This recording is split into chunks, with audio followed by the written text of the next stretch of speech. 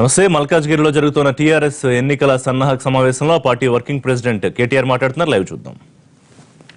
మీ అందరికీ విజ్ఞప్తి చేసేది అదే, ఈ 16 పార్లమెంట్ సభ్యులను మనం గెలిపించుకున్నట్టయితే రేపటి రోజున ఢిల్లీలో కేంద్ర ప్రభుత్వంలో ఒక నిర్ణయాత్మకమైన పాత్రలో, నిర్ణయాలు తీసుకునే పాత్రలో అపురూపంగా పనిచేసుకునే అవకాశం, తెలంగాణ ప్రజల కోసం అదనపు ప్రాజెక్టులు తెచ్చుకునే అవకాశం మనకు ఉంటుంది. మన ఎంఎంటీఎస్ ఉన్నది ఇక్కడనే. మనం రేపటి రోజున ఉప్పల్ మీదుగా రాయగిరి దాకా తీసుకొని పోతా ఉన్నాం. మరి రేపటి రోజున ఎంఎంటీఎస్ శరవేగంగా జరగాలంటే, మరిన్ని మార్గాలకు రావాలంటే, కొంపల్లి దాకా అవసరమైతే మెట్రోని తీసుకొని రావాలంటే కేంద్ర ప్రభుత్వం నుంచి మనం డబ్బులు తెచ్చుకుంటే అది పెద్ద పని కాదు అనే మాట కూడా నేను మీకు విజ్ఞప్తి చేస్తా ఉన్నా. ఇవన్నీ కావాలంటే ఢిల్లీలో పేగులు దిగేదాకా కొట్లాటోళ్ళు ఉండాలి. ఉంటారా? కాంగ్రెస్ వాళ్ళకు, బీజేపీ వాళ్ళకి ఆ దమ్ముందా? కాంగ్రెస్ వాళ్ళు పాపం వాళ్ళ పరిస్థితి చాలా ఘోరం. వాళ్ళు టికెట్ కావాలంటే ఏడుకోవాలి, బీఫామ్ కావాలంటే ఏడుకోవాలి, బాత్రూమ్ కావాలంటే ఎవరిని అడగాలి? ఆ గదేల బతుకు. ఢిల్లీకి గులాములు కావాలనా, తెలంగాణ గులాబీలు కావాలనా ఆలోచించుకోవాల్సిన సమయం తెలంగాణ ప్రజలకు ఆసన్నమైందని చెప్పి నేను మీకు విజ్ఞప్తి చేస్తా ఉన్నా. తెలంగాణ ప్రజల ప్రయోజనాల కోసం రాజీ లేకుండా పేగులు దిగేదాకా కొట్లాడే సత్తా ఉన్న నాయకుడు కేసీఆర్ గారు, మన కోసం కొట్లాడే నాయకుడు కేసీఆర్ గారు. అట్లాంటి కేసీఆర్ గారిని మరింత మజబూత్ చేసి, మరింత బలోపేతం చేసి మీరు కొట్లాడండి, కేంద్రంతో మనకు రావాల్సినవి కూడా సాధించండి అని చెప్పి ఆయనకు ఉత్సాహాన్ని ఇచ్చి, మరి కొత్త ఉత్సాహంతో మనం ముందుకు పోయినట్టయితే అపురూపమైన విజయాన్ని సాధించుకునే ఒక బంగారు అవకాశం మన కళ్ళ ముంగట్నే ఉన్నది. రేపటి రోజున మీరు గమనించినట్టయితే దేశవ్యాప్తంగా ఇటు కాంగ్రెస్ అటు బీజేపీ ఈ రెండు పార్టీలు కూడా ఈ దేశాన్ని నాశనం చేసినాయనే భావనతో ఈ రెండు పార్టీల పొడగిట్టని ప్రాంతీయ పార్టీలు చాలా ఉన్నాయి. అట్లా ఒక 70-80 మంది ఎంపీలు, దగ్గర అవసరమైతే 100 మంది దాకా మనకు కలిసి వచ్చే అవకాశం కూడా ఉన్నది. ఆ 100 మంది ఫెడరల్ ఫ్రంట్ రూపంలో మనకు కలిసి వస్తే రేపటి రోజున ఖచ్చితంగా ఎర్రకోట మీద ఎవరు జెండా ఎగరాయాలనో తెలంగాణ ప్రజలు నిర్ణయించే పరిస్థితి వస్తుంది అనే మాట ఈ సందర్భంగా నేను మీకు విజ్ఞప్తి చేస్తా ఉన్నా. అందుకే ఈ చిల్లర మల్లర మాటలు మాట్లాడే బీజేపీ నాయకులు కానీ, కాంగ్రెస్ నాయకులు కానీ ఇలా కేసీఆర్ పాత్ర ఏమున్నది, పార్లమెంటు కేసీఆర్కి ఏం సంబంధం, ఎందుకు సంబంధం లేదు, బరాబర్ సంబంధం ఉన్నది. రేపు 16 మంది పార్లమెంట్ సభ్యులను గెలిపించుకుంటే ఎవరు ఢిల్లీలో ఉండాలనో మనమే నిర్ణయించే పరిస్థితి వస్తుంది. కిషన్ రెడ్డి గారు ఇంకో మాట అన్నారు. ఈరోజు మీ ప్రధానమంత్రి అభ్యర్థి ఎవరన్నారు? ఎవరన్నా అనుకున్నారా 2012లో నరేంద్ర మోడీ ప్రధానమంత్రి అవుతారని? రేపు ఎలక్షన్ అయిపోయినాక చూడు ఎవరైతారో ప్రధానమంత్రి, ఏమైతారో అప్పుడు ప్రజలు నిర్ణయిస్తారు తప్ప ఇప్పటి నుంచే ఎందుకు తొందర? నేను అనేదల్లా ఒకటే, మనకేం తొందర లేదు, మనకు అభ్యర్థులతో నిమిత్తం లేదు. రేపు మల్కాజ్గిరి పార్లమెంటులో ఎవరిని కేసీఆర్ గారు పంపించినా మనం ఆలోచించవలసింది ఒకటే, మీరు వేసే ప్రతి ఓటు కేసీఆర్ గారికి ఓటేస్తున్నారు అనుకోవాలి తప్ప ఇక్కడ నిల్చున్న అభ్యర్థితో మనకు మన నాయకుడు మనవాడు ఎవరో గట్టోడే ఉంటాడు. కానీ మనం ఆలోచించవలసింది 16కి 16 స్థానాల్లో కేసీఆర్ గారిలోనే, ఆ అభ్యర్థిలోనే కేసీఆర్ గారిని చూడాలి. ఆ అభ్యర్థికి ఓటేస్తే కేసీఆర్ గారి సైనికుడికి ఓటేసి కేసీఆర్ సైన్యంలో పంపుతున్నా అనుకోవాలి తప్ప ఇంకో రకంగా అనుకోవడానికి ఆస్కారం లేదు. కాబట్టి మీ అందరితో నేను విజ్ఞప్తి చేస్తా ఉన్నా. ముఖ్యంగా మల్లారెడ్డి గారు మొన్న మేడ్చల్లో ఎలక్షన్ అయిపోయినాక వచ్చిండు. అన్నా నాకు 87,000 వచ్చింది అన్నాడు. మళ్ళా నేను నీకు యాడ్ చేస్తున్న మొత్తం ఓట్లు నీ దగ్గర 4 లక్షల పైన ఉన్నాయి. 87,000 సరిపోవు, మరి ఇంకెక్కువ రావాలి. నా విజ్ఞప్తి ఏంటంటే మీతో 87,000 కాదు, అట్లే మనకు ఒక ఎల్బీ నగర్ పోయింది. 6 గెలిచినాం, ఒక ఎల్బీ నగర్ పోయింది. మనం ఆలోచించవలసిన అవసరం ఉన్నది, ఆత్మవిమర్శ చేసుకోవాల్సిన అవసరం ఉన్నది. 6 నియోజకవర్గాల్లో ఒక లెక్క ఎందుకు తీర్పు వచ్చింది, ఒక ఎల్బీ నగర్లో ఎందుకు తీర్పు మారింది? పథకాలు అంతటా అమలవుతున్నాయి, ముఖ్యమంత్రి గారు కేసీఆర్ అంతటా, మరి ఎక్కడ ఎందుకు ఫలితం వేరే రకంగా వచ్చింది అనే ఆత్మవిమర్శ మన నాయకుల్లో ఉండాలి. నాకున్న అవగాహన మేరకు ఎల్బీ నగర్లో మొన్న కొంత మన నాయకుల్లోనే ఐకమత్యం లేకపోవడం, సమన్వయం లేకపోవడం, కొన్ని రకాలుగా ఒకరినొకరు అక్కడనే మరి నిందించుకోవడం, ఒకరినొకరు ఇబ్బంది పెట్టుకునే ప్రయత్నాలు కూడా జరిగినాయి. ఇక అంతకంటే వివరంగా నేను చెప్తే బాగుండదు.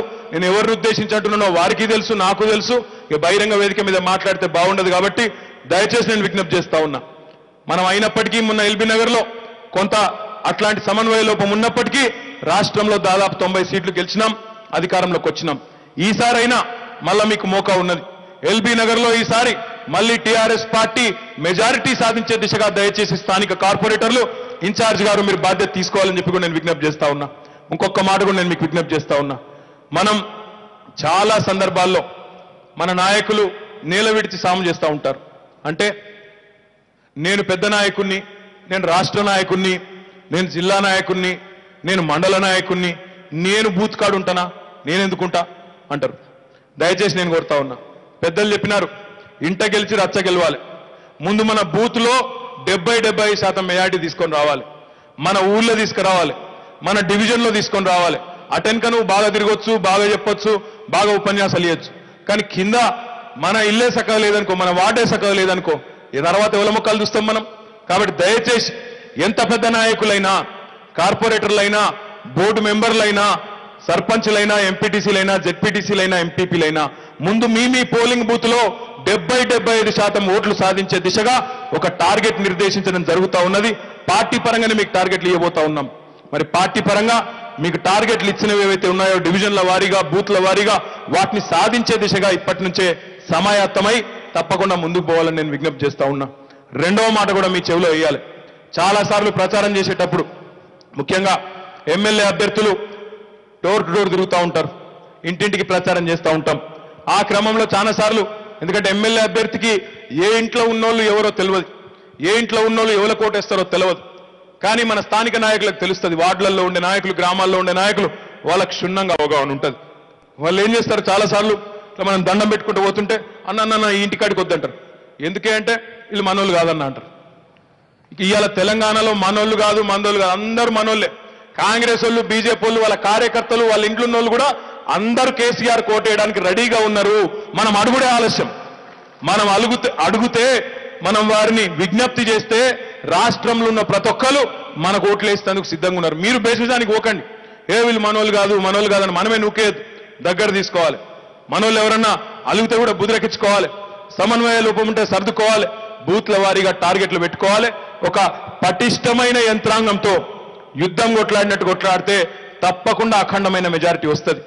భారతీయ జనతా పార్టీ కానీ, కాంగ్రెస్ కానీ మాటలు మాట్లాడొచ్చు, బయటకేమన్నా చెప్పొచ్చు, కానీ లోపల వాస్తవాలు వాళ్ళకు కూడా తెలుసు. నిన్న బీజేపీ ఆయన అంటున్నాడు, కిషన్ రెడ్డి గారు మేము చాలా గెలుస్తామన్నాడు. ఇటువంటి మాటలు మస్తుగా చెప్పింది. ఎలక్షన్ ముందు, శాసనసభ ఎన్నికల ముందు కూడా చెప్పిన బీజేపీ వాళ్ళు మేము బాగా గెలుస్తాం 70 అని. ఒక స్వామీజీ కూడా తిరిగిండు, ఆయన 70 గెలుస్తాం గ్యారెంటీ అన్నాడు. ఆ స్వామీజీ పేరు మర్చిపోయినా, పరిపూర్ణానంద స్వామి. 70 గెలుస్తాం పో అన్నాడు. నేనేమన్నా ఆయన మ్యాజిక్ చేస్తాడా ఏం పడని నేను అనుకున్నా. చూస్తే డబ్బాలు తెరిస్తే 119 స్థానాల్లో 103 స్థానాల్లో డిపాజిట్ గల్లంతైంది బీజేపీ. నరకుడేమో అక్కడ దాకా అంటారు చూడు, మాటలేమో కోటలు దాటుతాయి, చేతలేమో గడప కూడా దాటదు. అట్లున్నది బీజేపీ వాళ్ళ కథ. మళ్ళా డైలాగులు కొడుతున్నారు, మేము ఇది చేస్తాం, అది చేస్తాం, పొడి చేస్తాం. బీజేపీకి ఏం లేదు, మన్ను కూడా లేదు, వాళ్ళతో ఏం కూడా కాదు. మన ప్రత్యర్థి నిజంగా చెప్పాలంటే కాంగ్రెస్ కూడా కాదు.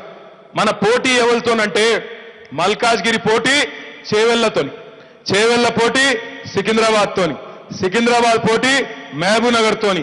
మన పార్లమెంట్ స్థానాల్లో మనకు మనమే మెజారిటీల కోసం పోటీ పడే పరిస్థితి తప్ప ప్రత్యర్థులు ఈ రోజు లేచి యుద్ధానికి వచ్చి మనతో కొట్లాడే పరిస్థితులు లేరు.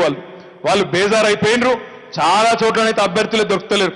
ఇప్పుడు నేను మెదక్ నుంచి వస్తున్నా, మెదక్లో చెప్తున్నారు కాంగ్రెస్ వాళ్ళు ఎవ్వరు బల్మీట్కి బద్దలు కడదామంటే కూడా ఎవరు వచ్చినట్లేట, ముంగటికి నిలబెడదాబాయి అంటే ఎవరు కూడా నాకొద్దు, నాకు సంబంధం లేదు, ఏం లేదు.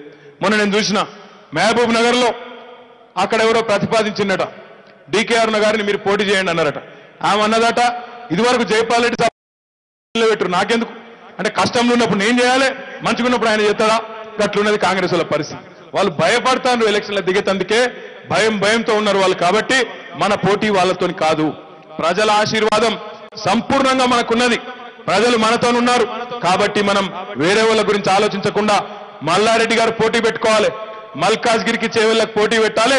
ఎవరు నెంబర్ 1 వస్తారో మనం కష్టపడి కొట్లాడినట్టయితే తప్పకుండా 16 స్థానాలు మనం, ఇంకొక స్థానంలో మన మిత్రుడు అసద్ గారు గెలిచి మనం అనుకున్న విధంగా రేపు ఢిల్లీలో ఒక నిర్ణయాత్మకమైన పాత్రలో ఉండే అవకాశం ఉంటుందనే మాటను మళ్ళొక్కసారి చెప్తూ, దయచేసి గౌరవ మంత్రి గారికి, గౌరవ శాసనసభ్యులకు, నియోజకవర్గాల ఇన్ఛార్జీలకు, ఈ కార్యక్రమానికి విచ్చేసిన అన్నదమ్ములకు, అక్క చెల్లెలందరికీ చివరగా మళ్ళీ నేను చేసే విజ్ఞప్తి, ఎన్నికలు ప్రతిష్టాత్మకంగా తీసుకుందాం, బూత్ల వారీగా లక్ష్యాలు నిర్దేశించుకుందాం, సీరియస్ గా ప్రజల దగ్గరికి వెళ్లి అపీల్ చేద్దాం, గులాబీ జెండా ఎగిరేద్దామని మళ్ళొక్కసారి విజ్ఞప్తి చేస్తూ, జై తెలంగాణ. గట్టిగా ఇంతేనా మీ మల్కాజ్గిరి దమ్ము? జై తెలంగాణ, జై తెలంగాణ. కేసీఆర్ గారి నాయకత్వం, కేసీఆర్ గారి నాయకత్వం.